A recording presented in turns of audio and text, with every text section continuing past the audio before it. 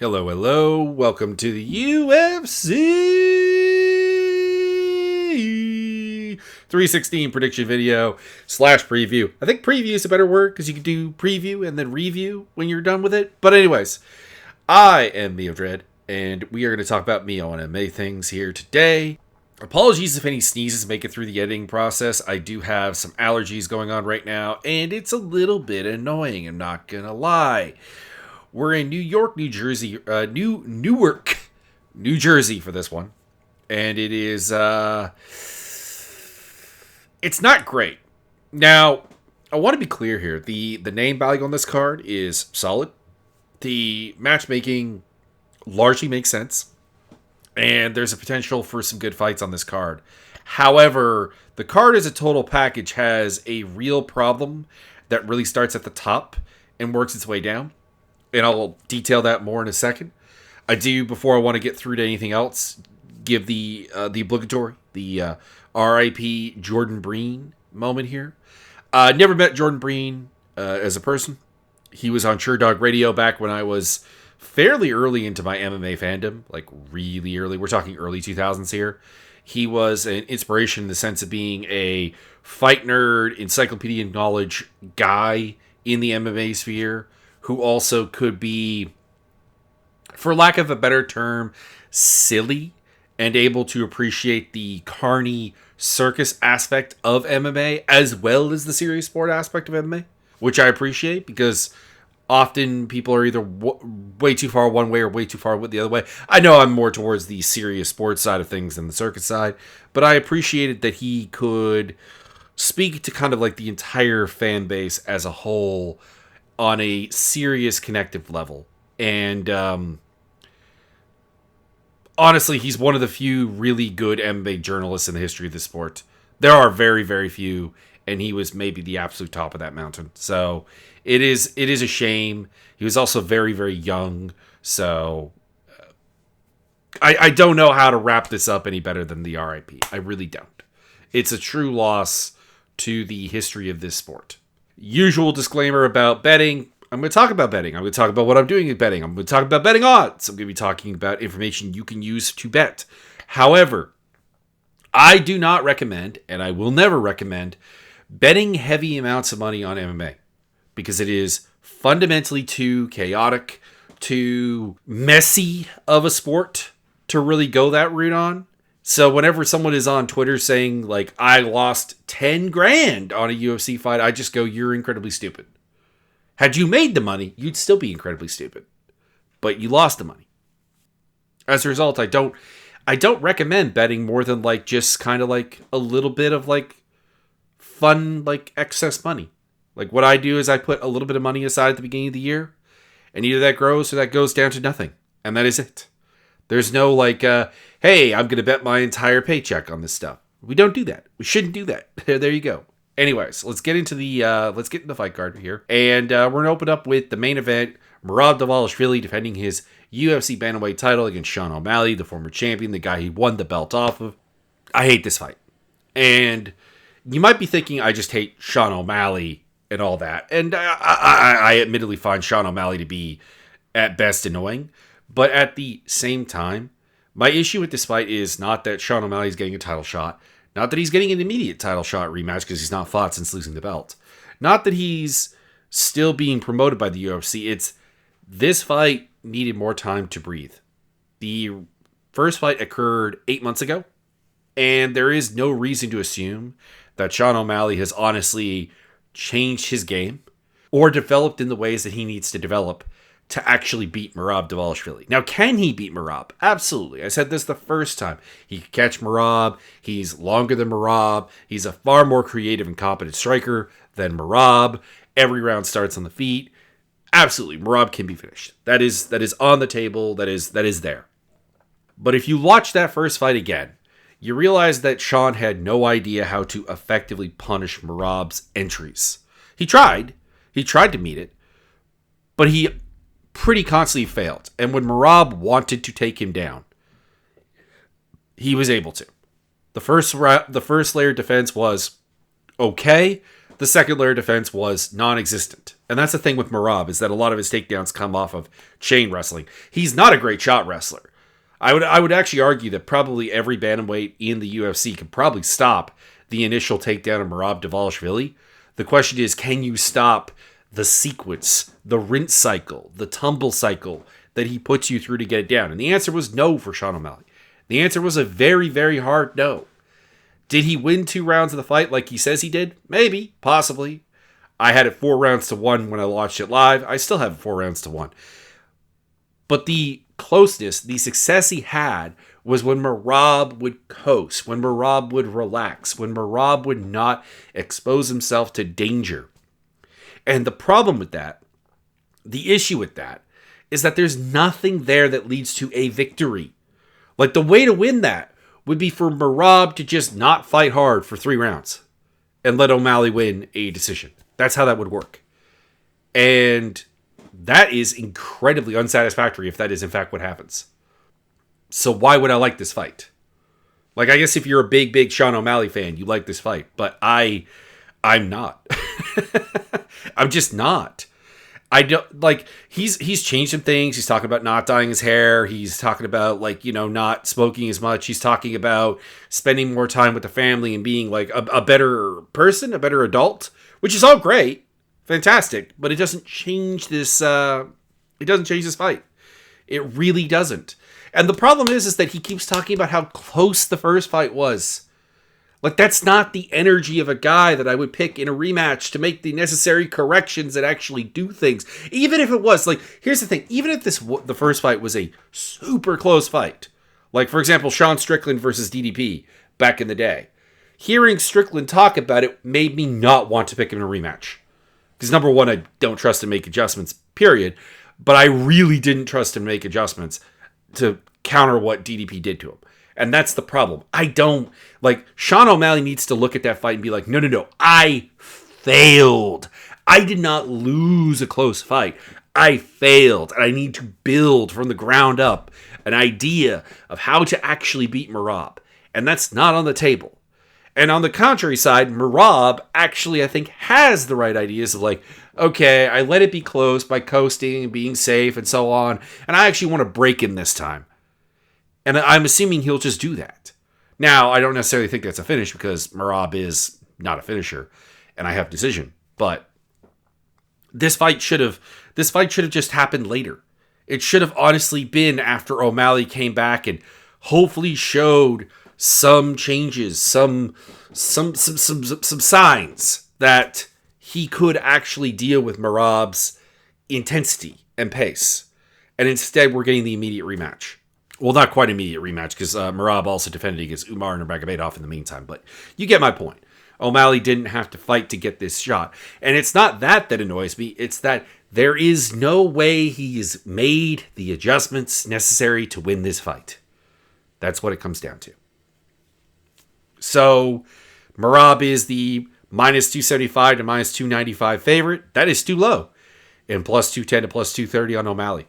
Again, can O'Malley win this fight? Yeah, sure. Anyone can theoretically beat Merab because Merab does have to come through that zone of danger to implement his offense. Like, it's on the table. But you're asking me to be super invested in a fight where the challenger's hope of winning is to catch a guy coming in and knock him out.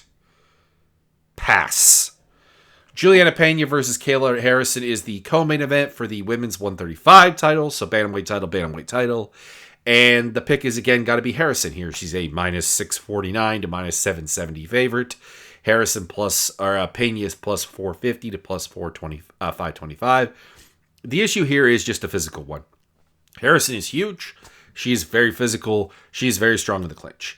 And the problem with that is that Pena doesn't really deny the clinch. There's no part of her game that neutralizes or doesn't allow you to do your game. And despite the fact that she does have a reasonable record with physical parity, having beaten Sarah McMahon and Amanda Nunes, she also got completely trucked by Nunes in the second fight when Nunes took her shit seriously. And McMahon is a fighter that had broke against a lot of different people and just really doesn't like fighting. Like, I've honestly said that, like, I don't understand why Sarah McMahon even fights. Could Pena do something similar to what Larissa Pacheco did, which is just endlessly punish Harrison and make her have a really bad time, yeah, that is on the table. But the problem is Pacheco is bigger, stronger, and a much cleaner technician, which is like weird because Pacheco is not known as a clean technician. But she's got the technical ability, the cleaner technician to Juliana Pena. Because Pena is a mess. She's always been a mess of a fighter. She's sick jitsu trained, and like they never have clean striking at all. Never, ever, ever, ever, ever, ever. Which is weird because that's supposedly what that gym does. And they never have defensive acumen. So if you're going to allow Harrison to get in range and get a hold of you and be huge, she's going to take you down kind of repetitively. Now, does she finish Pena? I don't know. You could submit Pena, but like Harrison's not really that kind of finisher. So I could just see this going like 5 rounds of Harrison punishing her over and over and over again. And that would be the worst option because I fully expect we'll get that in the Sean O'Malley fight versus Merab too. So that's a bit of a problem. So I will... No, I guess I got to go with it. I mean, she's been submitted before. Obviously, Sarah Morass way back in the day managed to Dr. Stoppager, Valentina Shevchenko, Jermaine Durandamine. So, and these are not the grapplers that Kayla Harrison is. But I don't know, something about this. Harrison's gone the distance with people who are like just not very good. Ketlin Vieira, even Marina I can never say her name. Maknakina. There you go. And like, Larissa Pacheco back in the day, obviously in both of her wins and that. Her wins tend to be over people who just kind of absolutely fold or absolutely present a submission that is very, very easy. She's quite happy to just punish from top position. And that's why I probably see this going the distance. And that's the problem, is that like I don't find myself interested in the dynamic of either of these title fights.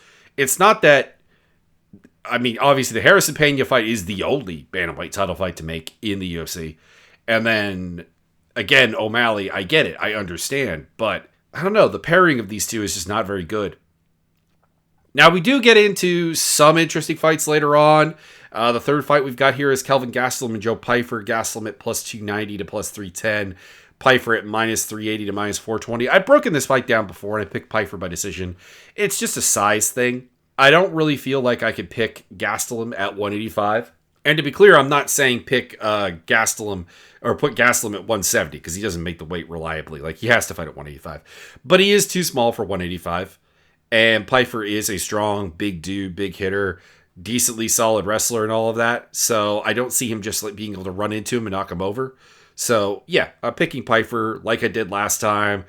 And I guess the only thing I can really add that's new is, of course, Pyfer is currently seemingly trying to go to war with Bo Nickel by calling him a fraud.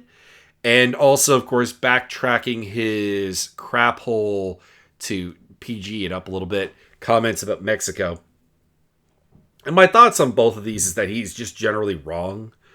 I mean, on the Mexico thing, I've said this, I don't really know what the point of backtracking from what he said and the interpretation and the racist implications of it really is, because it just like ignoring that for a moment, putting it out of my mind, like putting this like unmovable idea, okay, Joe Pyfer is not a racist, across my brain.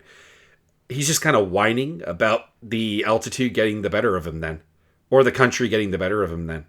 And that's lame. I'm not saying it makes him a pansy or makes him weak or whatever, but like it just becomes a lame like storyline talking point that doesn't really win you any fans, other than the fans you already had, which is not winning them. And then on the Bo Nickel thing, here's the thing. I don't think either of them are a fraud. And the reason I say this is because I very, very seldom do I actually take a fraud check as being one loss. I just don't. One loss happens. It's, okay, you have found a problem in your game, and both of these guys have. How do you fix it? How do you respond? It's the how do you respond that makes you a fraud or not a fraud. And in the case of Pyfer, it's, okay, you need to go back and work on your cardio.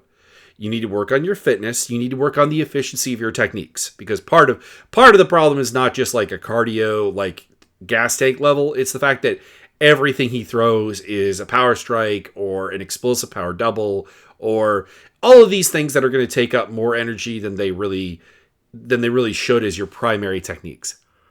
So he needs to fix that out. He needs to focus on himself there. And as for the Bo Nickel stuff, it's a harder fix, obviously, because Bo Nickel has a more mental issue thing here, where, like, how comfortable is he with things going wrong and people being able to actually weaponize the clinch against him and so on, and, you know, maybe some durability to the body. These are harder things to fix, but they could theoretically be fixed. So I don't think either of them is the fraud, but both are on the path that they have to make some adjustments if they don't want to end up being a fraud instead of the high end. I don't want to say future champions, but like definitely future title contenders that the UFC and their fans want them to be. So that's my thoughts on that one. Mario Bautista Patchy mix. This is the fight I'm actually looking forward to because Patchy mix is in the UFC. He's a great addition to this bantamweight division. He is a dangerous submission artist with good power in his hands and feet. I wouldn't say his striking is the most technically clean or even necessarily the most sophisticated, but it is effective. And obviously he's also very, very tall for the division, 5'11", 71.5-inch reach. So, like, generally speaking, he's going to be able to utilize that against people at range, regardless, just because of the physical build of the situation. He's going to be taller, he's going to be longer than pretty much everyone he fights. And on top of that, he's a very, very good wrestler and a very, very good transitional grappler and scrambler and dangerous guy who punishes you for getting into those gray areas.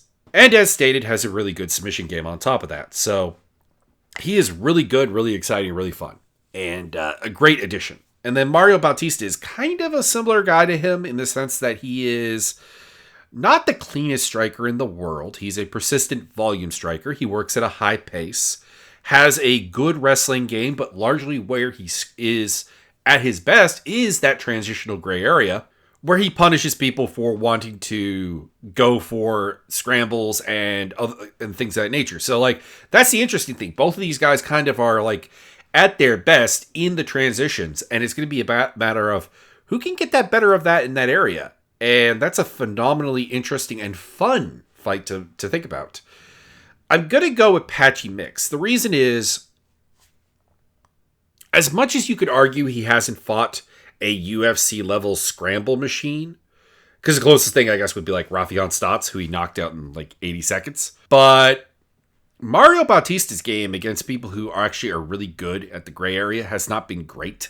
It was that very close fight with Damon Blackshear, who I think Patchy Mix is better than.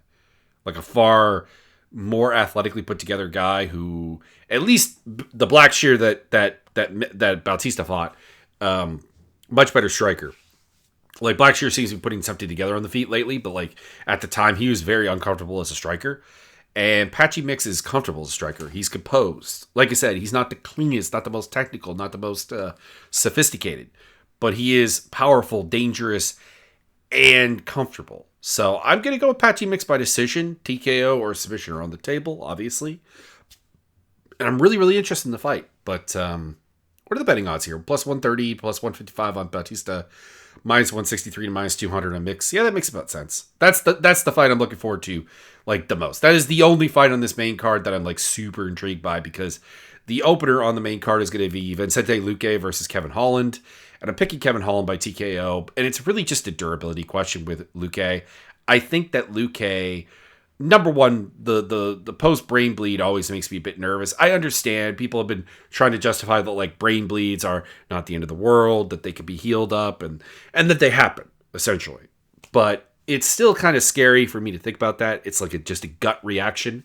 But it's also the fact that we have seen Luque get finished off by people and put in trouble by people that in the past he was able to tank. And he's been finished by Joaquin Buckley, who's admittedly a big hitter, and Jeff Neal, who's admittedly a big hitter, but like Kevin Holland's a pretty big hitter as well. And when you look at the guy who was winning fights back in the day versus the guy that exists now, I don't think he's the same guy. I think he's just kind of washed. Not that he can't win. I remember when I picked up a big win on his Themba Garimbo fight where people were, for some reason, making Garimbo a massive favorite against him. But I was like, really? What is Garimbo going to do to this man? And sure enough, he went out there and got the job done. But I do think that he is at the point where, like, I don't trust him to beat big hitters, big guys, or guys who aren't instantly just going to force feed him a submission. So that's my thought. I guess I should say something about Kevin Holland in the meantime. I don't really trust Kevin Holland, but he is a big, hard-hitting dude who can hit from range. And as much as his grappling is considered a joke, I don't think he's actually a bad grappler. Like, I think his problem just is he's a bit too aggressive when he goes to the grappling. And, of course, his takedown defense is, in a word, terrible. And, yes, he's 3-6 in his last 9. But, like, Reiner de Ritter, Roman Dolidze, Michael Venom Page, Jack Della Maddalena. I guess Jack Della Maddalena has some similarities to Luque, but, like, Stephen Wonderboy Thompson, Khamzat Chimaev. These guys don't fight the way that Vicente Luque does in any real similar way at all. So I got to take Holland. He's the minus 270 to minus 280 favorite. I would not bet on him at minus odds, to be clear. And Luque plus 210 to plus 230. Bruno Silva versus Joshua Van is a very skewed betting odds fight, but I am taking the favorite Van, who is minus 599 to minus 700. Silva's plus 400 to plus 470. When it comes down to this, I just I'm very excited by Joshua Van. He's got a good counter pressure game. He's got excellent striking. He puts up good pace. He's hard to out wrestle as well, which is nice, and not clueless on the ground. Yes, he got knocked out by Charles Johnson, so there's obviously there's a killable nature about him, and Silva is a hard hitter and a guy who does nuke people. But Bruno Silva's game is a lot less technical, a lot less clean on the feet. He's not necessarily a great wrestler. He's not a bad wrestler. It's part of his game. He's fairly well-rounded, but he's not an excellent wrestler. And could he hurt, man? Yeah, it's on the table. And it's a fun fight, but it does feel like Bruno Silva is kind of really relying on just purely being dangerous rather than having a tactical or strategic or technical idea of how to win this fight. So Van by decision is the pick. Late TKO is on the table. Brenson Hibero versus Azamat Murzakanov. Murzakanov is also a massive favorite, minus 500 to minus 670, and plus 350 to plus 455. By the way, I think this is the problem, is that on this card, in addition to my lack of interest in the main events, there is 1, 2, 3, 4, 5, 6, 7. There are like 7 massive favorites in a fight card that has 13 fights. So like that's I think the other problem here is that, like, yeah, everyone's kind of feeling it, that this is a fight card that they matched up with things that individually make sense, but like you put them on top of each other and it just doesn't really work out for me. And I'm taking Murzakanov by TKO here. Hibero is not super durable. He's done way better. Let me glaze him for a moment here. He's done way better than he has any right to have done in the UFC, because he came in as this guy who was beach muscles, not really much of a game to him, scary looking, like he looked the part, but nothing about him was really there. And he's now won 2 fights in a row in the UFC, which is, hey, you came here, you did it, you showed some adaptability, you showed some ability to game plan, you showed that you can respond to some problems as well. But like, Murzakanov is a guy who is used to being the shorter guy, used to having to close the range, used to having to pressure, used to having to take advantage of wild strikes to land his own powerful shots. Hibero is very, very wild. It's tailor-made to a Murzakanov win. And the odds say it, and I'm also saying it. Sergey Spivak versus Waldo Cortez Acosta. Spivak is the favorite, minus 138 to minus 145. Cortez Acosta plus 110 to plus 122. I'm taking Waldo Cortez Acosta, but I think it's just to be contrary, and it's just to pick the underdog, because I don't really trust either of these guys. In Spivak's case, you have a guy who is a swinging clinger with good takedowns in the clinch, and nothing else really to show for it other than a ground game. Like, there's not a lot of power to his striking. It's clumsy. It's not great. He's not super fast, not super explosive, not super athletic. It's just he swings and he clings and he gets you down and he does his thing like he did to Derek Lewis and to like Augusto Sakai and stuff. It's not really something that should be working in the UFC, but hey, it is because it's heavyweight. And in Waldo Cortez Acosta's case, he is the guy with the physical talents, the speed, the power, the explosiveness to him, but also just kind of like a very, very unsurprising, very basic like straight boxing game. But he seems reasonably difficult to take down from what little we've seen of it. So I'm just kind of hoping to have the fast enough feet to keep the footwork going, keep enough of a range, and make this into more of a pocket long range fight than a in close clinch fest grappling fight and win a decision that way. So Waldo Cortez Acosta by decision. Chaos Williams versus Andreas Gustafsson. This is a hard one to pick because it's a really, really, really short notice booking, and it's always interesting to see which guy responds to that the best. Gustafsson was supposed to fight Trevin Giles, and it was someone before that last week. And Chaos Williams was supposed to fight Uros Medic on this card, and then that became Albert Tadavosian was supposed to fight him. So, like, this is a big step up from that, and probably honestly for Medic as well, because I'm not a fan of Medic. Simple game plans here. Both these guys are big. They are strong. They are not super fast or super explosive necessarily, but they are big, strong, durable, with good cardio. At welterweight, they both do their best when they're coming forward and setting the pace. They don't do their best when they are kind of in control of the fight, which is not to say anything insulting, but it does mean that both of them, I think, if they get behind, will just end up staying behind. So I'm going to go with Gustafsson, who has a more swing and cling kind of game, similar to Spivak. I think I'm going with him by underdog status, honestly, because he's plus 150 to plus 160, and then Williams is minus 188 to minus 200. So, like, I think in my head, I see this as a 50-50 fight, and then I'm just going with the underdog. Gustafsson is big. He is strong. He is powerful. He crashes the clinch really, really well. He'll take you down. He'll land hard ground and pound. He'll do things with top position and punish you really, really effectively. He'll also punish you in the clinch. Chaos Williams is a volume boxer who looks like he should hit really hard, but I've never really been convinced that he can't, that he does. Like, he obviously can knock people out. He famously knocked out Alex Morono in his UFC debut, but he also went to decision with Rolando Bedoya. He went to decision with Matthew Semmelsberger, who is a pretty fragile guy himself. And his knockouts are Abdul Razak Al Hassan and Carlston Harris. Otherwise, Carlston Harris is a really defensively void fighter, and Abdul Razak Al Hassan will just run into stuff.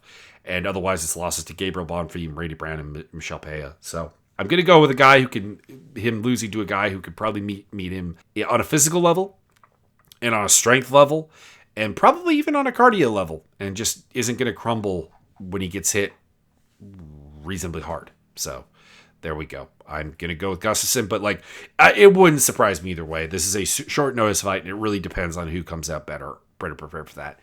Ariane Lipski versus Colin Wong. Lipski is a plus 333 to plus 420 underdog. Again, this is another wide betting lines one, minus 450 to minus 590 for Colin Wong. Is Lipski a better MMA fighter? Probably. She is. She's more well-rounded. She's more proven, but she's generally willing to stand and trade with people, and that's her modus operandi. That's her primary thing, and that's why they put her in here with Colin Wong, who is a very good kickboxer.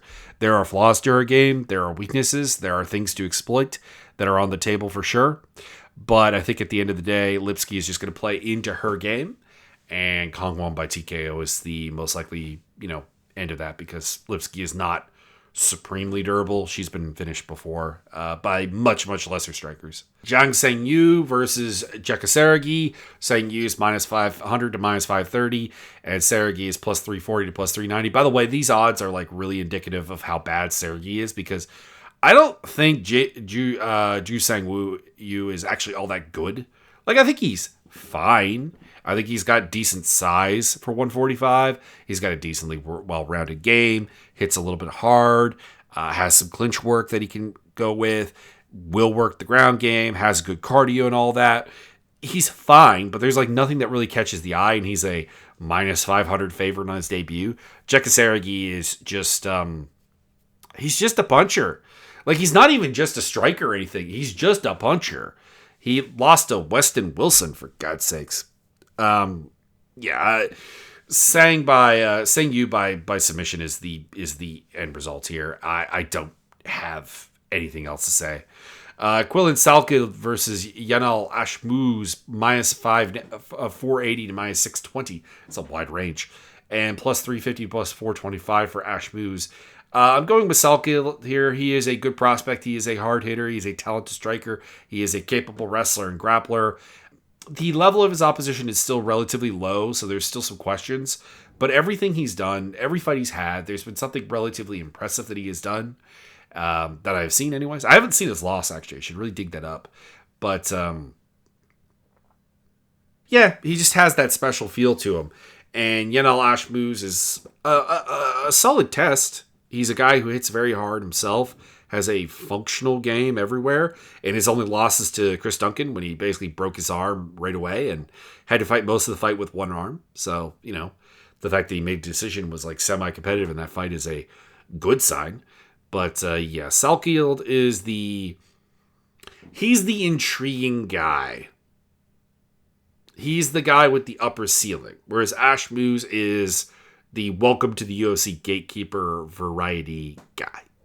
And it doesn't really go any higher than that. So hopefully Salkild does deliver here and picks up the dub. And then on the opener, we've got Mark Troitsky making his debut against Markel Medeiros. Markel Medeiros is the guy with all the physical talents you could ask for in a UFC prospect at lightweight. He is explosive, fast, powerful, strong. He's big, 5'10", 69.5-inch reach, and has all of those tools that you could ask for, but is just very, very uninteresting otherwise.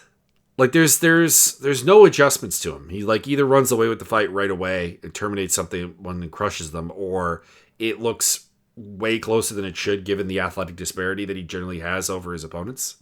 And both of his UFC fights look like that. Landon Quinones and Austin Hubbard.